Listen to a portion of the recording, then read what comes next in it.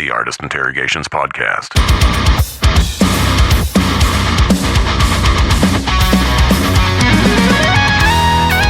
Hello. Hey, is this Tim?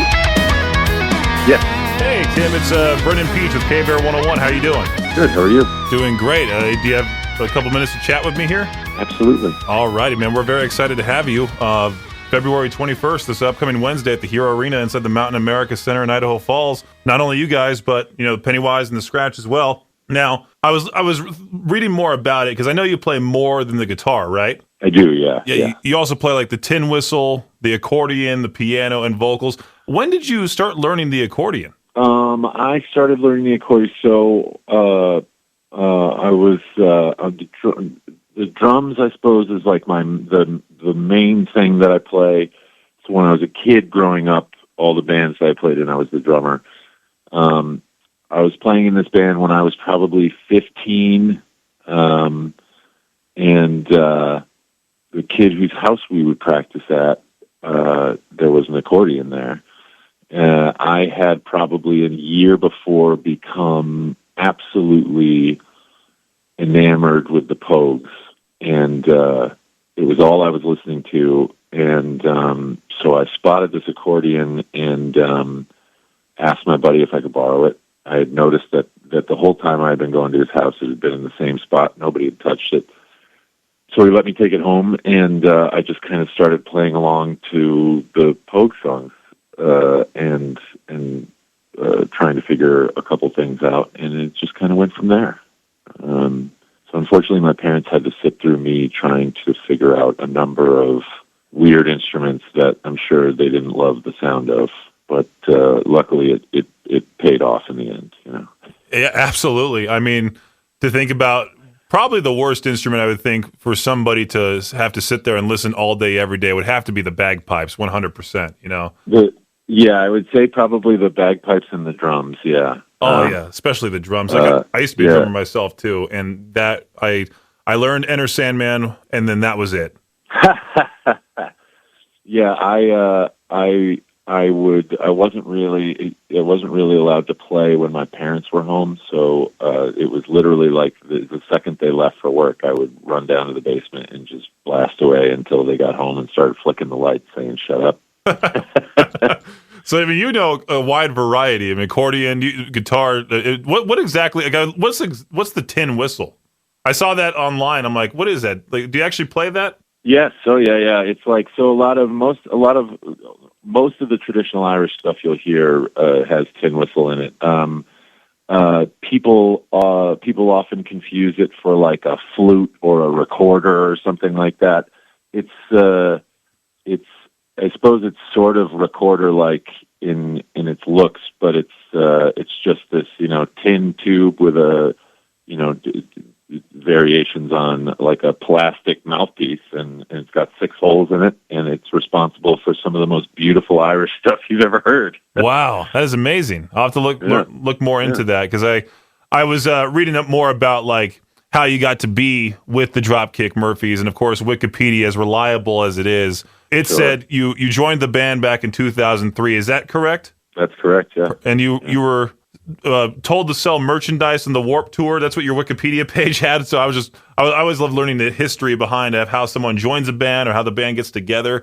But they had you play accordion on a few songs, and then when Warped Tour ended, you went back to college to finish your degree? Yeah, so I was I was good friends with a guy who used to play guitar in the band, Mark Harrell, and he and I used to play music together when he would be home from tour, and he knew that I could play a bunch of weird Irish stuff, and so he recommended me to join the band there. And I think, the first thing I did was I sold merch for them on the Warped Tour and would go and play a song or two on accordion or tin whistle or something. And then I would run back to the merch tent and sell shirts the rest of the day. So then after that tour, they already had a guy who was playing mandolin and stuff, so there wasn't a ton of use for me at the time. And so I said, all right, I'm going to go back to school. And I was back there for maybe like a month. And then the guy that was playing mandolin and stuff left. And so Ken called me when I was at work one day after school and asked me if I wanted to join the band full time. And that was it. That's amazing. I mean, you really think, like, did you ever finish college at all, or you just went with the band and that was it? No, much to the chagrin of my parents, I went with the band. I actually recently started thinking about, like, finishing online or something, because I really don't have that much further to go before I would get my degree, but, it's all right. And what were you going to get your degree in? I was an English major. I mean, to be honest, I probably would have, like, gone back to my high school and, like, taught English and coached basketball or something, It is funny to see, like, what rock stars were originally planning on doing before they got big, It's very odd to see, because I went to the same high school as, like, the Rev and, like, Sinister Gates of Avenged Sevenfold, and I'm always wondering, like, how these rock stars, where would they be now if they weren't, where they are today, if they weren't in that band. Totally, yeah. So I was reading more about this because I was hearing a lot about this Woody Guthrie person. Of course, I'm not all that knowledgeable in the punk rock field, and I was hearing Ken talk about in previous interviews and listening and reading about your guys' album, This Machine Still Kills Fascists, based off of what Woody Guthrie had to say way back when. Were all of you inspired by Woody, or was it Ken specifically? No, I mean, I think everybody. I think I can't imagine an American musician who hasn't been some way inspired by him.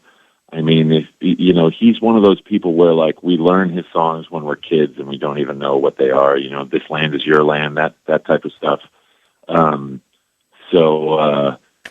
He's just, as far as music history, especially in American folk, he's very important. All right, yeah, and then something that I'm sure you get quite a lot if you're heavily into sports like hockey, for instance. It must be so incredibly cool to hear I'm Shipping Up to Boston being played at, like, these big games. Is it weird to have that song be written, and then years later it's considered what I would think somewhat of like a sports anthem? Yeah, that is crazy. I come from a big Notre Dame family. And so when Notre Dame started using Shipping and The Boys Are Back and stuff, that's how my family knew that it was all good, that I had left school to join the band. There's always an added pressure for musicians, for sure. Yeah, of course. But it is very surreal, to be at a Celtics game or something like that and hear Shipping Up to Boston over the loudspeakers. It's crazy. Yeah, it's nuts, because I had a buddy growing up I grew up in Southern California, and my friend was obsessed with the Anaheim Ducks, and I would go with him to games, and of course Pennywise Bro Hymn was their goal song. So I've always wondered that about bands who have, like, these songs that I wouldn't necessarily think would were written as, like, oh, this is going to be played at Boston Celtics games in the future. Like, how that comes to be, it's pretty wild. Yeah, it's very interesting. I can't imagine anybody ever intends to write a song that. I mean, obviously there are songs like written for teams and stuff, but in the case of Shipping Up to Boston, or like the White Stripes song there, like, there's no way that was written being like, well, this is going to be played in a stadium. I mean, like. So it's crazy the songs that eventually sort of come around to be big sports anthems like that. And it's pretty wild. I mean, you guys are on this St. Patrick's Day tour, and another question I had was that does the crowd get rowdier and rowdier as we get closer to St. Patrick's Day? Like, I'm sure the crowd is going to be intense in Boston because you guys have a string of dates there, and I think you actually performed there on St. Patrick's Day. Correct. Yeah. We're fortunate in that it seems that whatever time of year we're in somebody's town, that is St. Patrick's Day for them. But you're absolutely right. I mean, as we get closer to the middle of March, you can certainly feel, people's green T-shirts coming out in droves, and maybe they're getting slightly looser than they would. But we're very lucky in that our fans seem to treat all the shows that they go to of ours like it is St. Patrick's Day anyways. Yeah, I mean, here in East Idaho, a lot of people who grew up here and are still here, they often have to go to Boise, which is 4 hours away, Salt Lake City, 3 hours away. So we have this venue, of course, that you guys are going to be at now, and it's fairly new. I think it was just completed last year. And last year there was a string of rock and metal shows like Falling in Reverse. Tool even came to Idaho Falls, which of course that's a huge, huge deal. But you guys are like the first rock show of 2024. So I'm thinking that this show is going to be not only packed, but also the crowd is going to be so happy for you guys because, the winter here wasn't necessarily all that bad this year. But the winter months can get like grim for some people, and then they're just looking forward to the spring and summertime of the next year because that's when they can get out of the house, go to all these great shows. And so, yeah, we're very excited to have you guys, the Scratch, Pennywise.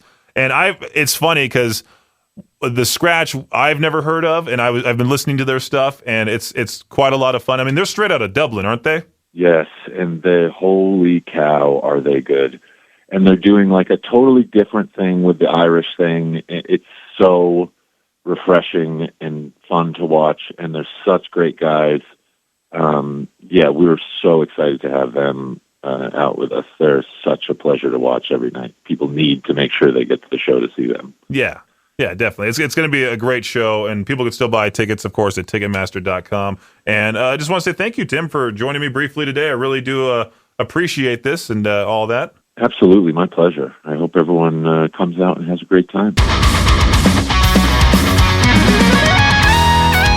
The Artist Interrogations podcast is a production of Riverbend Media Group. For more information or to contact the show, visit riverbendmediagroup.com.